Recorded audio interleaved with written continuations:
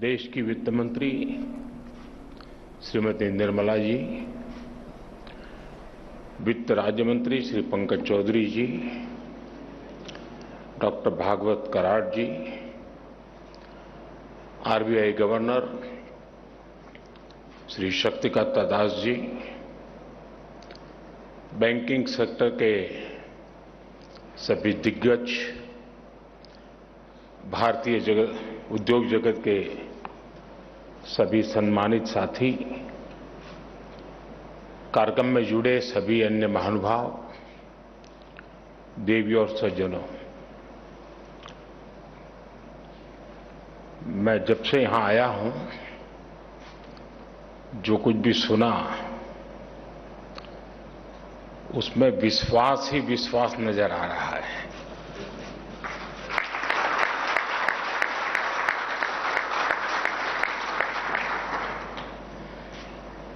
यानी हमारा confidence level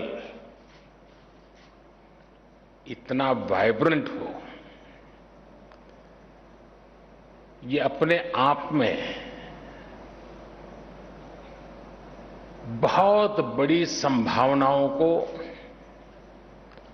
संकल्प में परिवर्तित करते हैं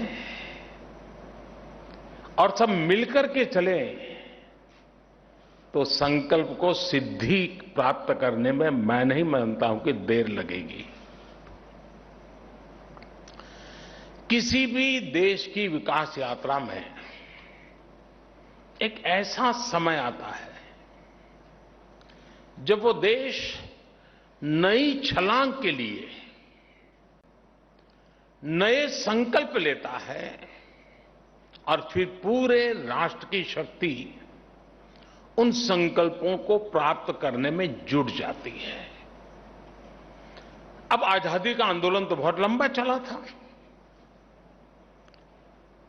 1857 से तो विशेष रूप से उसको इतिहासकार एक सूत्र में बात करके भी देखते हैं, लेकिन 1942 और 1930 दांडी यात्रा और क्विट इंडिया, ये दो ऐसे टर्निंग पॉइंट थे जिसको हम कह सकते हैं कि वो एक ऐसा टाइम था जो देश को छलांग लगाने का मूड बनाया था।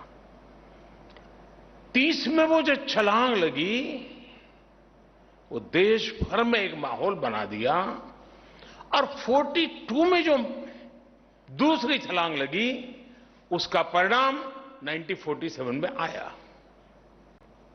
यानी जो मैं छलांग की बात कर रहा हूं, आजादी के 75 साल और अब एक ऐसी अवस्था में हम पहुंचे हैं कि सच्चे अर्थ में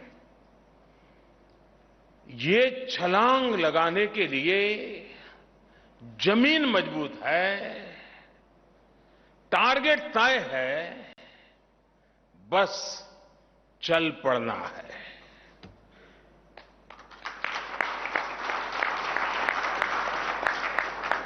और मैंने लाल किले से कहा था, 15 अगस्त को कहा था, यही समय है, सही समय है। आप सभी नेशन बिल्डिंग के इस महायज्ञ के प्रमुख स्टेक होल्डर्स हैं और इसलिए भविष्य की तैयारियों को लेकर आपका संवाद, ये 2 दिवस का आपका मंथन, आपने मिल बैठ करके जो एक रोड मैप सोचा होगा, आपने जो निर्णय किए होंगे, मैं समझता हूं सारी बातें अपने आप में बहुत महत्वपूर्ण है। साथियों, सरकार ने बीते 6-7 वर्षों में बैंकिंग सेक्टर में जो रिफॉर्म्स किए, बैंकिंग सेक्टर का हर तरह से सपोर्ट किया, उस वजह से आज देश का बैंकिंग सेक्टर बहुत ही मजबूत स्थिति में है। आप भी ये महसूस करते हैं कि बैंकों की फाइनेंशियल हेल्थ अब काफी सुधरी हुई स्थिति में है। 2014 के पहले की जितनी भी परेशानियां थी, जितनी भी चुनौतियां थी, हमने एक एक करके उनके समाधान के रास्ते तलाशे हैं। हमने एनपीएस की समस्या को एड्रेस किया, बैंकों को रिकैपिटलाइज किया, उनकी ताकत को बढ़ाया। हम आईबीसी जैसे रिफॉर्म्स लाए, अनेक कानूनों में सुधार किए, डेट रिकवरी ट्रिब्यूनल को सशक्त किया। कोरोना काल में देश में एक dedicated stress asset management vertical का गठन भी किया गया। इन्हीं फैसलों से आज बैंकों की रिजोल्यूशन और रिकवरी बेहतर हो रही है। बैंकों की स्थिति मजबूत हो रही है और एक इनहेरेंट स्ट्रेंथ उसके भीतर पाई जा रही है। सरकार ने जिस पारदर्शिता और प्रतिबद्धता के साथ काम किया है, उसका एक प्रतिबिंब बैंकों को वापस मिली राशि भी है। हमारे देश में जब बैंकों से कोई उठा के भाग जाता है तो चर्चा बहुत होती है, लेकिन कोई दम वाली सरकार वापस लाती है तो इस देश में कोई चर्चा नहीं करता है।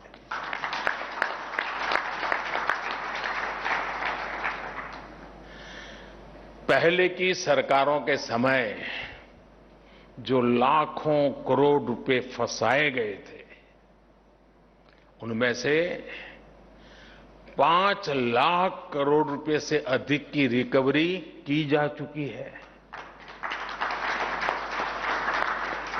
हो सकता है आप उस लेवल के लोग बैठे हैं, आपको 5 लाख करोड़ बहुत बड़ा नहीं लगता होगा,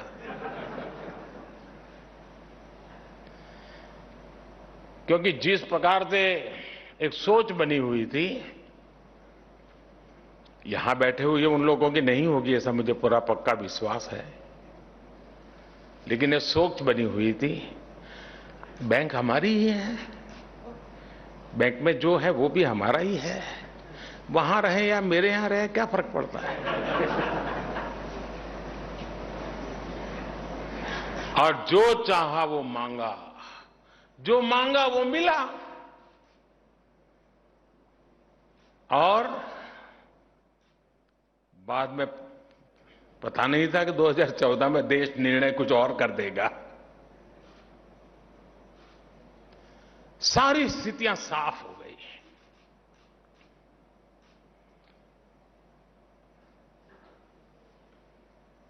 साथियों, जो ये पैसे वापस लेने वाला हमारी कोशिश है, नीतियों का भी आधार लिया है, कानून का भी आधार लिया है, डिप्लोमेटिक चैनल का भी उपयोग किया है, और मैसेज भी बहुत साफ है कि यही एक रास्ता है, लौट आइए। और ये प्रक्रिया आज भी चल रही है। नेशनल एसेट रिकंस्ट्रक्शन कंपनी, इसके गठन से और 30,000 करोड़ रुपए से अधिक की सरकारी गारंटी से भी लगभग 2 लाख करोड़ रुपए के स्ट्रेस एसेट आने वाले समय में रिजॉल्व होने का अनुमान है। हम सभी ये भी देख रहे हैं कि पब्लिक सेक्टर बैंकों के कंसोलिडेशन से पूरे बैंकिंग सेक्टर की एफिकेसी बढ़ी है और मार्केट से फंड रेज करने में भी बैंकों को मदद मिल रही है। साथियों, ये जितने भी कदम उठाए गए हैं, जितने भी रिफॉर्म्स किए गए हैं, इससे आज बैंकों के पास एक विशाल और मजबूत कैपिटल बेस बना है। आज बैंकों के पास अच्छी खासी लिक्विडिटी है। एनपीएस की प्रोविजनिंग का बैकलॉग नहीं है। पब्लिक सेक्टर बैंकों के एनपीए आज 5 सालों में सबसे कम है ही। कोरोना काल के बावजूद इस फाइनेंशियल ईयर के पहले हाफ में हमारे बैंकों की मजबूती ने सबका ध्यान खींचा है। इस वजह से अंतर्राष्ट्रीय एजेंसीज भी भारत के बैंकिंग सेक्टर का आउटलुक अपग्रेड कर रही है। साथियों, आज भारत के बैंकों की ताकत इतनी बढ़ चुकी है कि वो देश की इकोनॉमी को नई ऊर्जा देने में, एक बड़ा पुश देने में, भारत को आत्मनिर्भर बनाने में बहुत बड़ी भूमिका निभा सकते हैं। मैं इस फेज को भारत के बैंकिंग सेक्टर का एक बड़ा माइलस्टोन मानता हूं। लेकिन आपने देखा होगा, माइलस्टोन एक तरह से हमारी आगे की यात्रा का सूचक भी होता है। मैं इस फेज को भारत के बैंकों के एक नए स्टार्टिंग पॉइंट के रूप में भी देख रहा हूं। आपके लिए ये देश में वेल्थ क्रिएटर्स और जॉब क्रिएटर्स को सपोर्ट करने का समय है। जो अभी आरबीआई गवर्नर ने जॉब क्रिएशन की चर्चा की, मैं समझता हूं ये समय है। आज समय की मांग है कि अब भारत के बैंक अपनी बैलेंस शीट के साथ साथ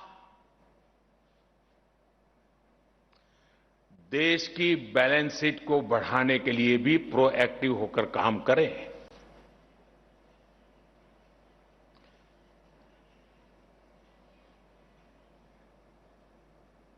कस्टमर आपके पास,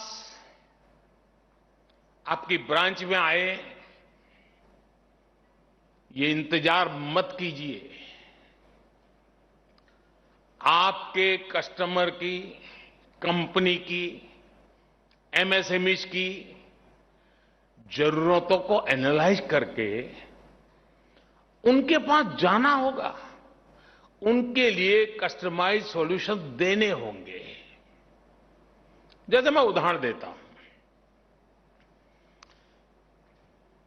कि उत्तर प्रदेश के बुंदेलखंड इलाके में और तमिलनाडु में 2 डिफेंस कॉरिडोर बने। अब सरकार तेजी से वहां काम कर रही है। क्या उस कॉरिडोर के आसपास जुड़ी हुई जितनी बैंक ब्रांचेज है, क्या कभी उनको आपने बुलाया, उनसे मीटिंग की कि भाई डिफेंस कॉरिडोर बन रहा है, मतलब एक पूरा डिफेंस का नया सेक्टर यहां आ रहा है, बैंक प्रोएक्टिवली क्या कर सकती है? डिफेंस कॉरिडोर आने से ये चीज आने की संभावना है। कौन कौन कैप्टन्स हैं जो इसमें आएंगे, कौन छोटे चेन होंगे, एमएसएमईज होंगे जो इसकी सपोर्ट सिस्टम में आएंगे। इसके लिए हमारा बैंक का अप्रोच क्या होगा, प्रोएक्टिव अप्रोच क्या होगा, हमारी अलग अलग बैंकों के बीच में कंपटीशन कैसे होगी, द बेस्ट सर्विसेज कौन देता है। तब तो जाकर के भारत सरकार ने जिस डिफेंस कॉरिडोर की कल्पना की है, उसको धरती पर उतारने में विलंब नहीं लगेगा। लेकिन ठीक है भाई, सरकार ने डिफेंस कॉरिडोर बनाया है, लेकिन मेरा तो उसी पर ध्यान है। क्यों? और 20 साल से हमारा एक वेल सेटल्ड क्लाइंट है, चल रही है गाड़ी, बैंक भी चल रही है, उसका भी चल रहा है, हो गया। तो इससे होने वाला नहीं है। साथियों, आप अप्रूवर हैं और आपने सामने वाला एप्लीकेंट है। आप दाता है और सामने वाला याचक। इस भावना को छोड़कर अब बैंकों को पार्टनरशिप का मॉडल अपनाना होगा। जैसे अब बैंक ब्रांच के स्तर पर ये लक्ष्य तय किया जा सकता है कि वो अपने क्षेत्र के 10 नए युवाओं या 10 लघु उद्यमियों के साथ मिलकर उनका व्यापार बढ़ाने में मदद करेगी। मैं जब स्कूल में पढ़ता था, उस जमाने में बैंकों का राष्ट्रीयकरण नहीं हुआ था और उस समय मुझे बराबर याद है, साल में कम से कम 2 बार बैंक के लोग हमारे स्कूल में आते थे, स्कूल में। और बैंक में खाता क्यों खोलना चाहिए, छोटे छोटे बच्चों को गल्ला दे करके उसमें पैसा क्यों बचाना चाहिए, ये समझाते थे। क्योंकि तब वो सरकारीकरण नहीं हुआ था। तब आपको लगता था कि मेरी बैंक है, मुझे इसकी चिंता करनी है। एक कंपटीशन भी थी और बैंकिंग यानी फाइनेंशियल वर्ल्ड का, बैंकिंग सेक्टर की आम सामान्य मानवीय को एक ट्रेनिंग भी जरूरी थी। सभी बैंकों ने काम किया है। राष्ट्रीयकरण होने के बाद शायद मिजाज बदला है, लेकिन 2014 में बैंक की इस शक्ति को मैंने पहचान करके जब उनको आह्वान किया कि मुझे जनधन अकाउंट का मूवमेंट खड़ा करना है, मुझे गरीब की झोपड़ी तक जाकर के उसको बैंक खाते खुलवाने हैं। जब मैं मेरे अफसरों से बात कर रहा था तो बहुत विश्वास का माहौल नहीं बनता था, आशंकाएं रहती थी कि यार ये कैसे होगा।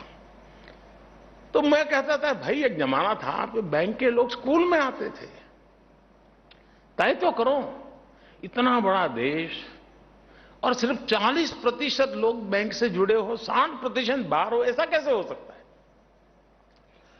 खैर बात चल पड़ी और यही बैंकिंग सेक्टर के लोग, राष्ट्रीयकरण हो चुकी बैंकों के लोग, जो बड़े बड़े उद्योगपतियों के साथ ही बैठने की आदत बन चुके थे, वो लोग जब देश के सामने एक लक्ष्य रखा कि हमें जनधन अकाउंट खोलना है, मैं आज गर्व के साथ सभी बैंकों का उल्लेख करना चाहूंगा, सभी बैंकों के हर छोटे मोटे मुलाजिम का उल्लेख करना चाहूंगा जिन्होंने इस सपने को साकार किया और जनधन अकाउंट फाइनेंशियल इंक्लूजन की दुनिया में दुनिया के सामने एक बेहतरीन उदाहरण बन गया। ये आप ही के तो पुरुषार्थ से हुआ है। और मैं मानता हूं कि प्रधानमंत्री जनधन जो मिशन निकला, वो बीज बोया था तो 2014 में, लेकिन आज इस कठिन से कठिन कालखंड में दुनिया डगमगाई, भारत का गरीब टिका रहा क्योंकि जनधन अकाउंट की ताकत थी। जिन जिन बैंक के कर्मचारियों ने जनधन अकाउंट खोलने के लिए मेहनत की है, गरीब की झोपड़ी में जाता था बैंक का बाबू, कोट पैंट टाई पहने हुए व्यक्ति गरीब के घर के सामने खड़े रहते थे। उस समय तो शायद लगा होगा सरकार का एक कार्यक्रम, लेकिन मैं कहता हूं कि जिन्होंने इस काम को किया है, इस पैंडेमिक के कालखंड में जो गरीब भूखा नहीं सोया है, उसका पुण्य उन बैंक के लोगों के खाते में जाता है।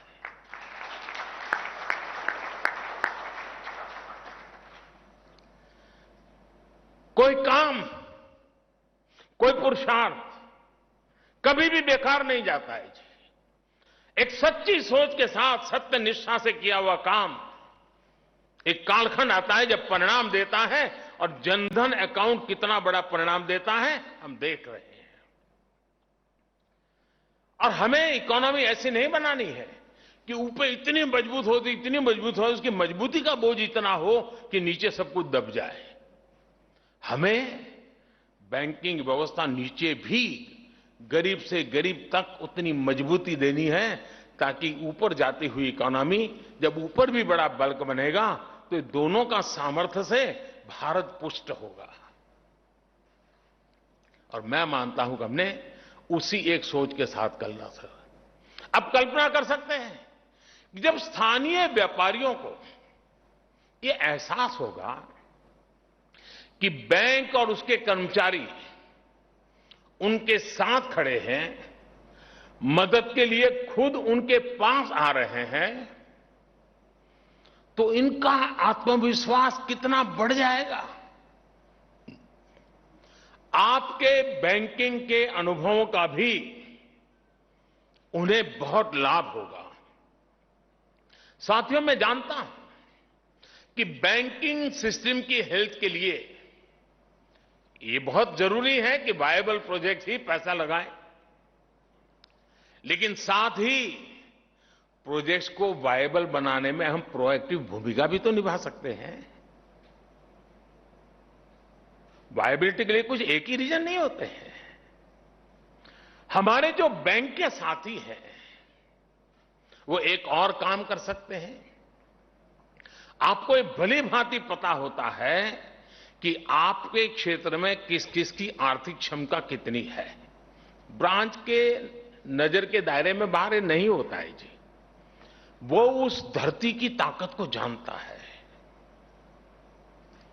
आज जो 5 करोड़ रुपए का लोन आपसे लेकर जा रहा है, ईमानदारी से समय पर लौटा रहा है, आप उसकी क्षमता बढ़ाने में भी तो मदद कर सकते हैं। आज जो 5 करोड़ रुपए का लोन लेकर बैंक को वापस कर रहा है, उसमें कल को कई गुना ज्यादा लोन लेकर लौटाने का सामर्थ्य पैदा हो, इसके लिए आपको उसे आगे चढ़ करके, बढ़ चढ़ करके सपोर्ट करना चाहिए। अब जैसे आप सभी पीएलआई स्कीम के बारे में जानते हैं और आज किसी के भी उल्लेख भी हुआ, इसमें सरकार भी कुछ ऐसा ही कर रही है। जो भारत के मैन्युफैक्चरर्स हैं वो अपनी कैपेसिटी कई गुना बढ़ाएं, खुद को ग्लोबल कंपनी में बदलें, इसके लिए सरकार उन्हें प्रोडक्शन पर इंसेंटिव दे रही है। आप खुद सोचिए, आज भारत में इंफ्रास्ट्रक्चर पर रिकॉर्ड निवेश हो रहा है, लेकिन भारत में इंफ्रास्ट्रक्चर से जुड़ी बड़ी कंपनियों कितनी है भाई। हम पिछली शताब्दी के जो इंफ्रास्ट्रक्चर थे, पिछली शताब्दी के इंफ्रास्ट्रक्चर के वो स्केल थे, पिछली शताब्दी के इंफ्रास्ट्रक्चर की जो टेक्नोलॉजी है, उसी में गुजारा करने वाले हमारे इंफ्रास्ट्रक्चर के क्षेत्र की जो कंपनियां हैं वो काम करेगी तो 21वीं सदी के सपने पूरे हो सकते हैं क्या? नहीं हो सकते। आज अगर उसको बड़े बिल्डिंग बनाना है, लार्ज स्केल पर काम करना है, बड़ा बुलेट ट्रेन का काम करना है, एक्सप्रेस वे का काम करना है, तो उसको इक्विपमेंट भी बहुत महंगे लगेंगे, उसको पैसों की जरूरत पड़ेगी। हमारे बैंकिंग सेक्टर के लोगों के मन में आता है कि मेरी बैंक का एक क्लाइंट ऐसा होगा जो इंफ्रास्ट्रक्चर में है, जो दुनिया के 5 बड़ों में उसका नाम भी होगा। ये इच्छा क्यों नहीं हो रही है? मेरी बैंक बड़ी हो वो तो ठीक है, लेकिन मेरे देश की एक इंफ्रास्ट्रक्चर कंपनी जिसका अकाउंट मेरी बैंक में है, वो भी दुनिया के टॉप 5 में उसका नाम आएगा। मुझे बताइए, आपकी बैंक की इज्जत बढ़ेगी कि नहीं बढ़ेगी? मेरे देश की ताकत बढ़ेगी कि नहीं बढ़ेगी? और हमें हर क्षेत्र में देखना है कि हम दुनिया में सबसे बड़े ऐसे अलग अलग क्षेत्र में कितने महारथी तैयार करते हैं। हमारा एक खिलाड़ी जब एक गोल्ड मेडल लेकर के आता है ना, गोल्ड मेडल लेने वाला तो एक ही होता है, लेकिन पूरा हिंदुस्तान अपने आप को गोल्डन एरा में देखता है। ये ताकत जीवन के हर क्षेत्र में होती है जी। भारत का कोई एक बुद्धिमान व्यक्ति, कोई एक वैज्ञानिक अगर नोबेल प्राइज लेकर के आता है तो पूरे हिंदुस्तान को लगता है हां, ये मेरा नोबेल प्राइज है। ये ओनरशिप होती है। क्या हमारे बैंकिंग सेक्टर को, हमारे फाइनेंशियल वर्ल्ड को भी हम हिंदुस्तान में ऐसी ऊंचाइयों पर एक एक चीज को ले जाएंगे ताकि बैंकों को तो फायदा ही फायदा है, इसमें कोई नुकसान नहीं है। साथियों, बीते कुछ समय में देश में जो बड़े बड़े परिवर्तन हुए हैं, जो योजनाएं लागू हुई हैं, उनसे जो देश में डेटा का बड़ा पूल क्रिएट हुआ है, उनका लाभ बैंकिंग सेक्टर को जरूर उठाना चाहिए। जैसे मैं जीएसटी की बात करूं तो आज हर व्यापारी का पूरा ट्रांजैक्शन पारदर्शिता से होता है। व्यापारी की कितनी क्षमता है, उसका व्यापार कहां कहां फैला हुआ है, उसकी कारोबारी हिस्ट्री कैसी है, इसका अब मजबूत डेटा देश के पास उपलब्ध है। क्या इस डेटा के आधार पर हमारे बैंक उस व्यापारी के सपोर्ट के लिए खुद उसके पास नहीं जा सकते क्या? तो तुम्हारा अच्छा कारोबार चल रहा है, चल और बढ़ाओ, चल बैंक तुम्हारे पास तैयार है, अरे हिम्मत करो यार, आगे निकलो।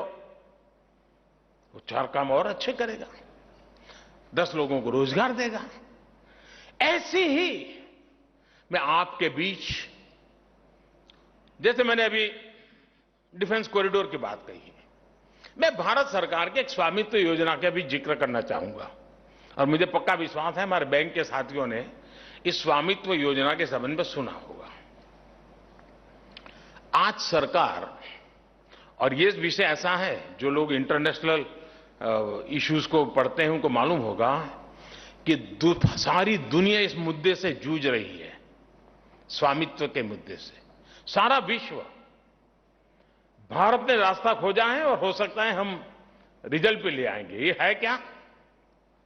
आज सरकार टेक्नोलॉजी की मदद से, ड्रोन से मैपिंग कराकर देश के गांव-गांव में लोगों को प्रॉपर्टी की ओनरशिप के पेपर दे रही है।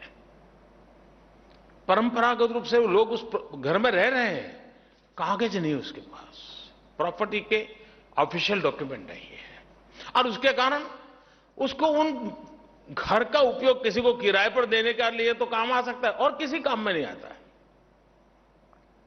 अब इस स्वामित्व के ऑनरशिप के पेपर जब उसके पास है, ऑथेंटिक गवर्नमेंट ने दिए हैं, क्या बैंकों को लगता है कि चलो अब उसके पास व्यवस्था है,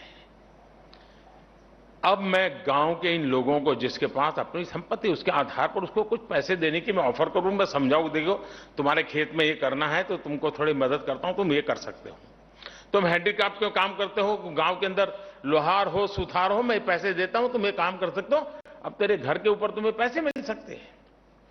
देखिए, ऑनरशिप के पेपर्स बनने के बाद बैंकों के लिए गांव के लोगों को, गांव के युवाओं को कर्ज देना अब और सुरक्षित हो जाएगा। लेकिन मैं ये भी कहूंगा कि जब बैंकों की वित्तीय सुरक्षा बढ़ी है तो बैंकों को भी गांव के लोगों को सपोर्ट करने के लिए खुद आगे बढ़कर के आना होगा। अभी आवश्यक है, हमारे देश में एग्रीकल्चर सेक्टर में इन्वेस्टमेंट बहुत कम होता है। कॉर्पोरेट वर्ल्ड का इन्वेस्टमेंट तो करीब करीब न के बराबर है, जबकि फूड प्रोसेसिंग के लिए बहुत संभावना है, दुनिया में बहुत बड़ा मार्केट है। गांव में फूड प्रोसेसिंग इंडस्ट्री, एग्रीकल्चर से जुड़ी मशीनरी, सोलर से जुड़े काम, अनेक नए फील्ड तैयार हो रहे हैं जहां आपकी मदद गांव की तस्वीर बदल सकती है। इसी तरह एक और उदाहरण स्वनिधि योजना का भी है।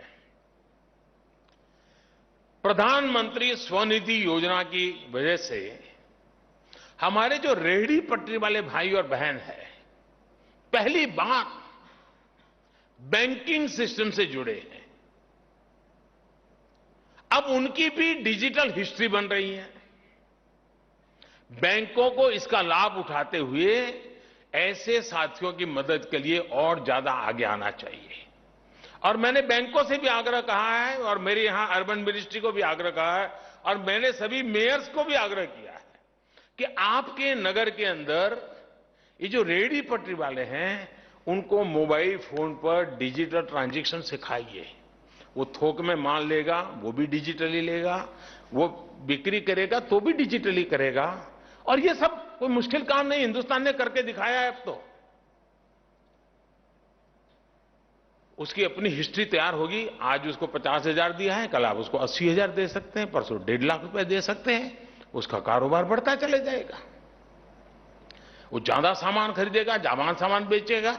एक गांव में कर रहा तो 3 गांव में करना शुरू कर देगा। साथियों, आज जब देश फाइनेंशियल इंक्लूजन पर इतनी मेहनत कर रहा है तब नागरिकों के प्रोडक्टिव पोटेंशियल को अनलॉक करना बहुत जरूरी है। और मैं अनलॉक करना यहां 3-4 बार सुन चुका हूं।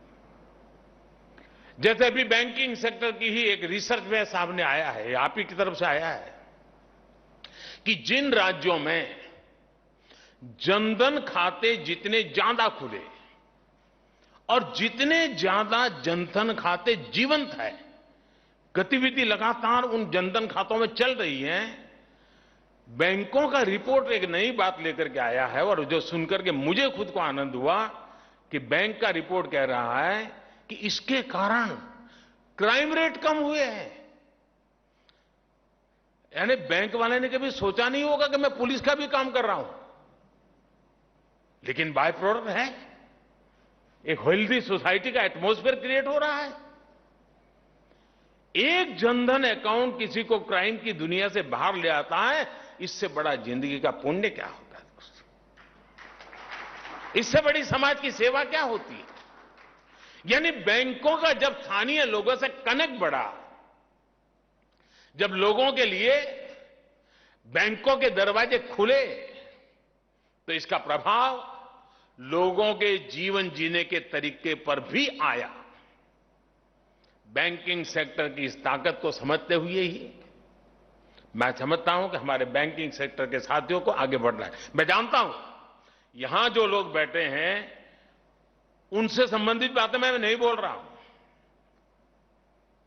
क्योंकि यहां जो प्रतिनिधि आए थे उन्होंने अपनी बात बताई, मैं दूसरों का प्रतिनिधित्व की बात बता रहा हूं। लेकिन करने वाले बैंकिंग सेक्टर के हैं, इसलिए मेरी सारी बातचीत का सेंटर पॉइंट मेरा बैंकिंग सेक्टर है, उसके लीडर्स हैं। पब्लिक बैंक हो या प्राइवेट सेक्टर के बैंक, जितना हम नागरिकों में इन्वेस्ट करेंगे उतना ही नए रोजगार का निर्माण होगा, उतना ही देश के युवाओं को, महिलाओं को, मध्यम वर्ग को लाभ होगा। साथियों, हमने आत्मनिर्भर भारत अभियान के दौरान जो ऐतिहासिक रिफॉर्म्स किए, उन्होंने देश में नई संभावनाओं के द्वार खोले हैं। आज कॉरपोरेट्स और स्टार्टअप्स जिस स्केल पर आगे आ रहे हैं वो अभूतपूर्व है। ऐसे में भारत की एस्पिरेशंस को मजबूत करने का, फंड करने का, उनमें इन्वेस्ट करने का इससे बेहतरीन समय क्या हो सकता है दोस्तों? भारत में, और ये बात हमारे बैंकिंग सेक्टर को भी समझना ही होगा, भारत में ये आइडियाज पर इन्वेस्टमेंट का दौर है। स्टार्टअप्स को सपोर्ट करने का दौर है। स्टार्टअप मूल में एक आइडिया होता है। आप उसको पूछने जाओगे एसेट क्या है, फलाना, कुछ नहीं होता है, आइडिया होता है। साथियों, आपके पास रिसोर्स की कोई कमी नहीं है, आपके पास डेटा की कोई कमी नहीं है। आप जो रिफॉर्म चाहते थे वो सरकार ने किया भी है और आगे भी करती रहेगी। अब आपको राष्ट्रीय संकल्पों के साथ, राष्ट्रीय लक्ष्यों के साथ खुद को जोड़कर आगे चलना है। मुझे बताया गया है कि मंत्रालयों और बैंकों को एक साथ लाने के लिए, अभी हमारे सचिव महोदय भी उल्लेख कर रहे थे, web based project funding tracker बनाना तय हुआ है। अच्छी बात है, काफी सुविधा बढ़ेगी उसके कारण। लेकिन मेरा उसमें एक सुझाव है, यह प्रयास अच्छा है, लेकिन क्या यह बेहतर नहीं हो सकता है कि हम गति शक्ति पोर्टल में ही एक इंटरफेस के तौर पर इस नए इनिशिएटिव को जोड़ दें। आजादी के इस अमृत काल में भारत का बैंकिंग सेक्टर बिग थिंकिंग और इनोवेटिव अप्रोच के साथ आगे बढ़ेगा। साथियों, एक और विषय है जिसमें अगर हम देर करेंगे तो हम पीछे रह जाएंगे, और वो है फिनटेक। भारत के लोगों की हर नई चीज को एडॉप्ट करने की जो ताकत है ना, वो अद्भुत है जी। आज आपने देखा होगा कि फ्रूट बेचने वाले, सब्जी बेचने, क्यूआर कोड लगा करके बैठते हैं और कहते हैं यहां पैसे दो। मंदिरों में भी डोनेशन वाले क्यूआर कोड लगा दीजिए, चलेगा। मतलब कि फिनटेक की तरफ एक वातावरण बना है। क्या हम तय कर सकते हैं, और मैं तो चाहता हूं रेगुलर कंपटीशन का एक वातावरण बने कि हर बैंक ब्रांच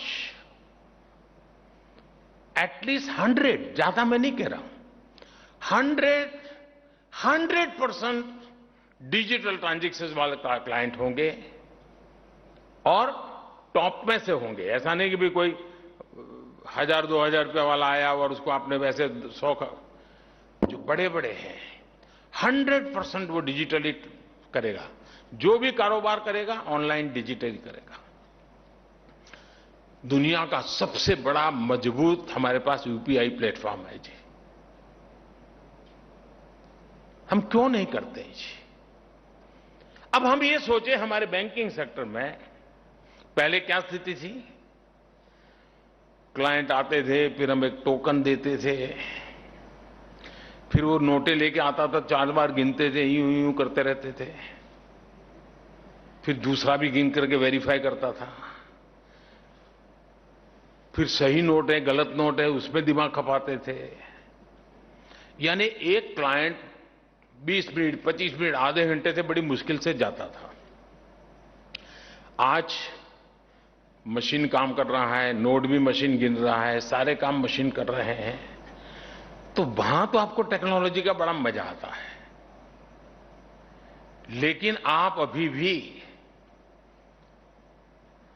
हम डिजिटल ट्रांजैक्शन इस विषय को किस बात के लिए संकोच करते मैं समझ नहीं पा रहा हूं।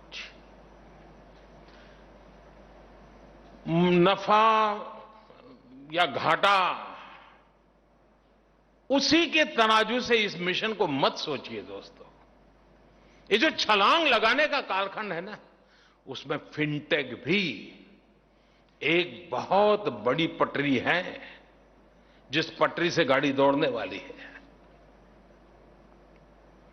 और इसलिए मेरा आग्रह है, हर बैंक ब्रांच कम से कम 100, ये आजादी के अमृत महोत्सव में इसको हम साकार करके रहें कि 2022-15 अगस्त के पहले इस देश में एक भी बैंक की ब्रांच नहीं होगी जिसमें कम से कम 100 ऐसे क्लाइंट नहीं होंगे जो 100% अपना कारोबार, लेन देन डिजिटली न करते हो।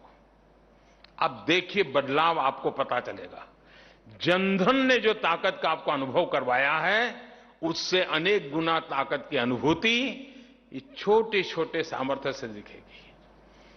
हमने देखा है विमेन सेल्फ हेल्प ग्रुप, मुझे लंबे समय तक राज्य में सेवा करने का मौका मिला, तो हम हर साल बैंक के लोगों के साथ बैठते थे और इशू रिजॉल्व करना, कुछ आगे का सोचना, ये चर्चाएं करते थे।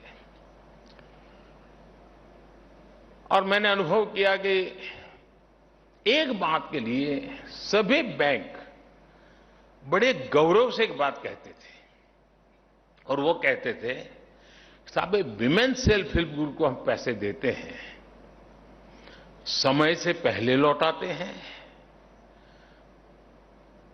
पूरा का पूरा लौटा देते हैं, हमें कभी चिंता नहीं रहती है।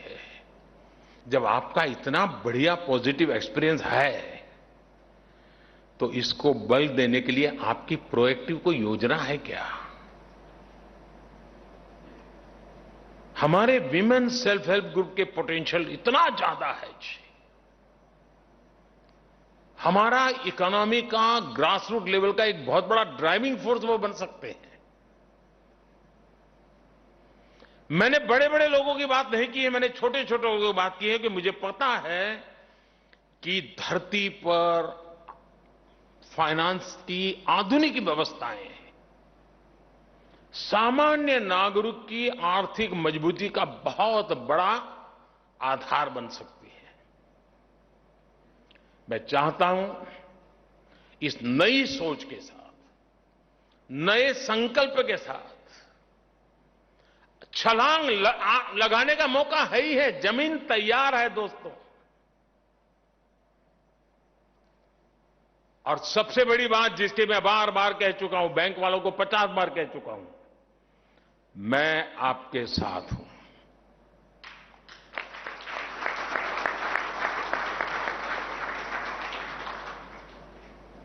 देश हित में सत्य निष्ठा से किए हुए किसी भी काम के लिए आप मेरे शब्द लिख करके रखिए, जैसे ये मेरा वीडियो क्लिपिंग अपने पास रखिए। मैं आपके साथ हूं, आपके पास हूं, आपके लिए हूं।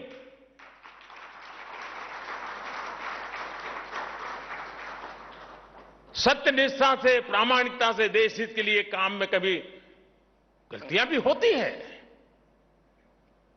अगर ऐसी कोई कठिनाई आती है तो मैं दीवार बन करके खड़े रहने के लिए तैयार हूं। लेकिन अब देश को आगे ले जाने में हमें अपनी जिम्मेवारियों को निभाना ही होगा। इतनी बढ़िया मजबूत जमीन हो, इतना बड़ा अवसर हो, आसमान को छूने की संभावनाएं हैं, और हम सोचने में समय बिता दें तो मैं समझता हूं कि आने वाली पीढ़ियां हमें माफ नहीं करेंगी। मेरी आपको बहुत बहुत शुभकामनाएं हैं। धन्यवाद।